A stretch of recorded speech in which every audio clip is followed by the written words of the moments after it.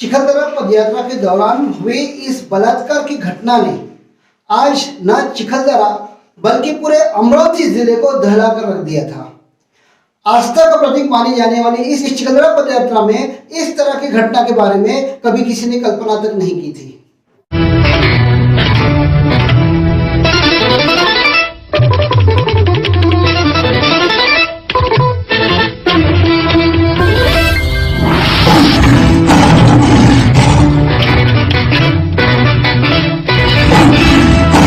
नमस्कार, मैं शैलेंद्र सिंह राठौड़ और आप देख रहे हैं उदय प्रभात लाइव। हम बात कर रहे हैं उस वारदात की जो भी कुछ साल पहले चिखलदरा महापदयात्रा के दौरान में घटित हो गई थी। चिखलदरा पदयात्रा एक आस्था का प्रतीक है जहां पर हजारों भाविक पैदल चलकर परतवाड़ा से चिखलदरा की ओर रवाना होते हैं। यहाँ पर युवतियां, महिलाएं, पुरुष सभी तरह के लोग इस पदयात्रा में शामिल होते हैं। लेकिन आज तक कभी ऐसी घटना घटित नहीं जो इस साल घटित हो गई थी, जिसने पूरे अमरावती जिले को दहला कर रख दिया था।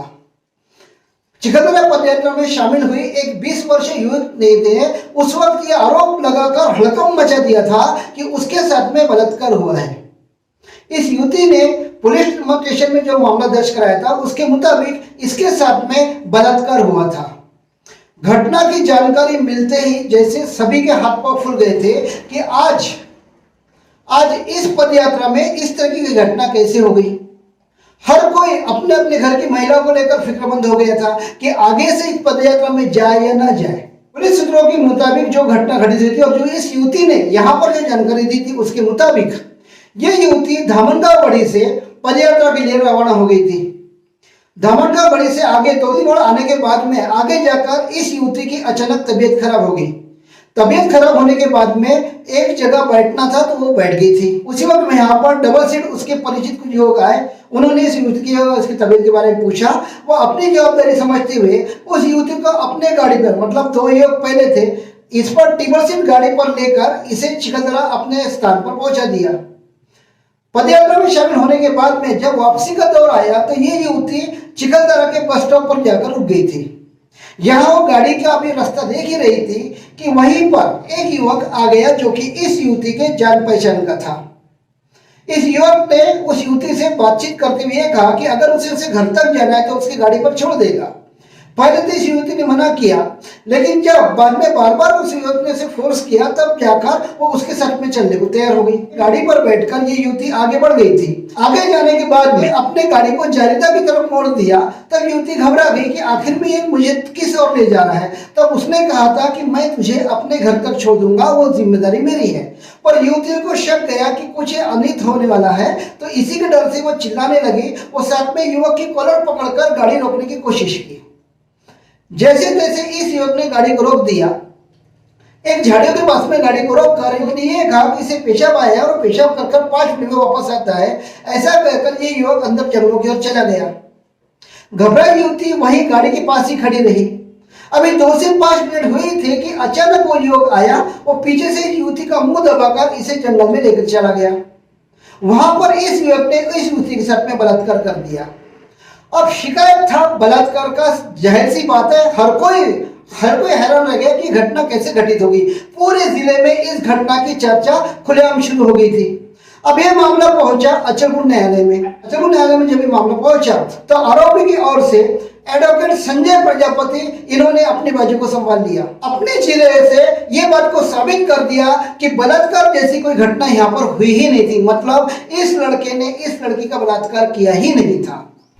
ये 2016-17 का गुना है। और जो पदयात्रा, नवरात्र में जो पदयात्रा निकलती है यहाँ से चिखलदरा जाती है, तकरीबन पदयात्रा के अंदर में 30 से 35 से 50 हजार तक के लोग जाते हैं। आजू बाजू के गांव के, बाहर के भी लोग आते हैं। तो ये लड़की ओरिजिनली रहने वाली जारीदा गांव की है, चुरनी से आगे जो गांव है जारीदा, और धोतरखेड़ा में उसकी बहन रहती। तो उसका ये कहना था कि वो उसके बहन के यहाँ पर अपने इलाज के लिए आई थी। उस दरमियान ये पदयात्रा यहाँ से निकली। तो पदयात्रा में चिखलदरा देवी दर्शन को जाने के लिए वो रात को 3 बजे उसकी कुछ 2 फ्रेंड्स के साथ में वो यहाँ से निकली। यहाँ से जाने के बाद धामनगांव से थोड़ा सा ऊपर 1-2 चढ़ाइयाँ चढ़ने के बाद उसको थोड़ा सा चक्कर जैसा लगा, तबीयत उसको ठीक नहीं लगी, तो वो वहां बैठ गई। वो रुकने के बाद में उसके साथ की जो 2 उसकी फ्रेंड्स थी वो दोनों आगे निकल गई। उसके गाँव के कुछ लड़के आए, उन्होंने उसको पूछा कि भाई क्यों बैठी है। उसने बोला कि मेरी तबीयत खराब है। तो उन्होंने उसको गाड़ी पे बिठा लिया, गाड़ी पे बिठाकर मंदिर लेकर गए, वहां दर्शन वगैरह कराए। वहां से चिकलदरा में उसका एक फॉरेस्ट कॉलोनी में उसका भाई रहता था, वहां पर ले जाकर उसको छोड़ा। वहां वो फ्रेश हुई, वहां से वो बस स्टैंड आई भाई की लड़की के साथ में, और साथ में जो 2 लड़कियां उसके गई थी उनको वो ढूंढ रही थी। वो लड़कियां कुछ उसको मिली नहीं, तो फिर ये जो तथाकथित आरोपी बोला है इसको, ये उसको मिला। इसने पूछा कि भाई किसको ढूंढ रही है, तो उसने बताया कि मैं मेरी फ्रेंड्स को ढूंढ रही। उसने उससे कहा कि तुम्हारी फ्रेंड है, मुझे पता है कहाँ है, चलो मैं तुम्हें वहां तक छोड़ देता हूँ। उसने कहा कि छोड़े मत, बता दे, मैं चली जाऊंगी। तो उसने बोला कि भाई तुम्हारी जो फ्रेंड है वो धोतरखेड़ा चली गई, मैं धोतरखेड़ा जा रहा हूँ, तुमको अगर चलना है तो मेरी गाड़ी पर चलो, मैं तुमको छोड़ दूंगा। वो उसकी गाड़ी पर बैठ गई। गाड़ी पर बैठने के बाद में गाड़ी निकली और गाड़ी धोतरखेड़ा रोड से न होते हुए घटांग मार्ग से उसने गाड़ी लिया। उसने बोला लड़के को कि भाई गाड़ी धोतरखेड़ा तो इधर से नहीं जाता। तो उसने उसको बोला कि मैं तेरे गांव में तेरे को जारीदाई लेकर जाकर छोड़ देता हूँ। उसने कुछ बोला नहीं। घटांग से जब गाड़ी चूरनी रोड से गई तो उसने बोला कि मेरे को जारीदा नहीं जाना है, मेरे को धोतरखेड़ा जाना है। गाड़ी रुका, इसने गाड़ी रुकाया नहीं।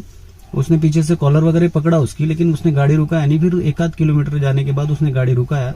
उसको टॉयलेट के लिए जाना था, वो टॉयलेट जाकर आया, तब तक कि वो खड़ी रही।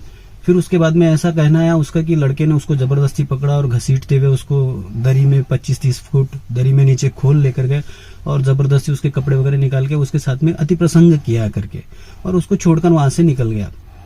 बाद में वो रोड पर आई। रोड पर आने के बाद में परतवाड़ा से एक आदमी जा रहा था।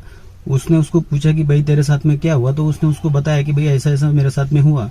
तो वो लड़के ने उसको गाड़ी पर बिठाकर घटांग के फॉरेस्ट चौकी में लाकर छोड़ा। फॉरेस्ट चौकी में लाने के बाद में वहां से पुलिस स्टेशन में फोन गया, वहां पर पुलिस की गाड़ी आई। पुलिस वालों ने लड़की को सब पूछताछ किया, थॉरोली उसको पूरा पूछताछ किया। उसने भी पुलिस वालों को सब कुछ जो भी था वो बताया। उसके बाद पुलिस वालों ने लेकर जाकर उसको घटांग धोतरखेड़ा उसकी बहन के घर पे छोड़ दिया शाम को 6 बजे और पुलिस वहां से निकल गई। बाद में उसके बाद वो रात को 12-12:15 बजे उसकी बहन के साथ में जाकर थाने में रिपोर्ट दी कि मेरे साथ में इस तरीके की घटना हुई करके। ये घटना हुई, इसके ऊपर से चार्जशीट आई। उसके बाद में कोर्ट के अंदर में दोषारोप हुआ, केस चली। केस चलने के दरमियान सरकारी पक्ष को पूरी केस सिद्ध करने के लिए उन्होंने 6 साक्षीदारों को तपासा। एक घटनास्थल पंचनामा, दूसरा पीड़िता, तीसरा उसके साथ में जो 2 लड़कियां गई थी उसमें से एक लड़की, चौथा जिसने वो रिपोर्ट दाखिल किया था पुलिस वाले वो, 5वां डॉक्टर और 6वां तपास अधिकारी। पूरी केस चलने के दरमियान कोर्ट ने कल इसमें ऐतिहासिक निकाल दिया कि इस केस के अंदर में जो भी आरोप लगाए गए थे वो बेबुनियाद थे और सरकारी पक्ष इसको पूरी तौर पर सिद्ध नहीं कर पाया। ये बिना पर और कुछ जो महत्व के गवाहदार थे जिनका पुलिस वालों ने बयान तक नहीं लिया। न्यायालय 2 अचलपुर रेवाड़े साहब इनकी कोर्ट है, इन्होंने कल ये ऐतिहासिक फैसला दिया। सारे गवाहों को सुनकर, सभी रिकॉर्ड को, जो भी दोषारोप पत्र के अंदर में जो भी कागज पत्र लगे हुए थे, ये सब को देखकर, पूरे गवाहों को पढ़कर, वो सब का पूरा मंथन कर उन्होंने ऐसा निर्णय दिया कि इस केस के अंदर में सरकारी पक्ष पूरी तौर पर आरोपी के खिलाफ में गुनाह सिद्ध नहीं कर पाया, इसीलिए उसको संशय का फायदा देकर कल उनको बाइज्जत बरी किया।